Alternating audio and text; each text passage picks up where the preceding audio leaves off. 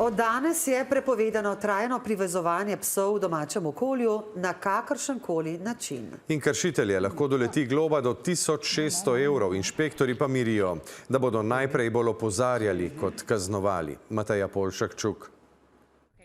Od danes dalje psi ne smejo več biti ure ali celo dneve na privezu, kot so verige, vrvi, vodoravna vodila. Namesto tega je moral lastniki zagotoviti varen prostor za gibanje, ki je zavarovan pred pobegom in nudi zavetje pred vremenskimi vplivi. Seveda, nadzori se bo izvajali, tako kot do sedaj.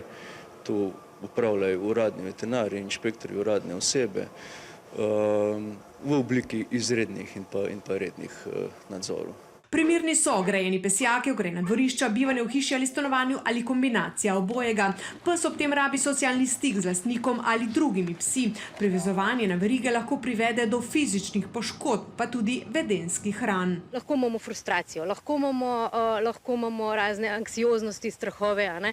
Zdaj, če imamo, ne vem, polč petarda, če pes v stanovanju, ima neko zavetje, kamor se lahko skrije. Na verigi to ni možno. Številni lastniki so se tega že sedaj zavedali. Naključni lastnik na kmetiji v okolici Ljubljane je pojasnil. Vedno imamo do zdaj spuščene, vedno pa tako gledamo, da imamo starejše pse, pa če imamo dobro naučene, pravi čas damo mladiča zraven. Ker bi rekel, v velikih procentah starejši pes nauči mlajšega.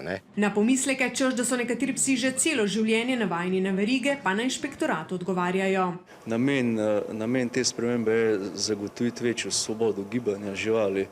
Zdaj, argumentirati, recimo, da pač žival ni navajena svobode gibanja, pa po mojem mnenju ne zdrži. Konkretne globe od 1000 do 1600 € bodo marsikoga prisilile, da bo pripravil pesjak, čeprav bi moralo biti bistvo spremembe, da pse razumemo kot čuteča bitja, poudarja strokovnjakinja. Če imamo mi zdaj psa v majhnem stanovanju zaprtega 24 ur na dan, ne dobi sprehodov, ne dobi mentalne stimulacije, ne dobiva nekih socialnih stikov, sam je zaprt, ni to čisto nič boljš kot nek pes, ki je zaprt ali v pesjaku ali pa na ketni. Še vedno pa velja, da morajo biti psi med sprehodom na javnih mestih na povodcu. Poleg tega je odgovornost lastnika, da ob tem nadzoruje gibanje psa, še zaključuje Mazinjeva.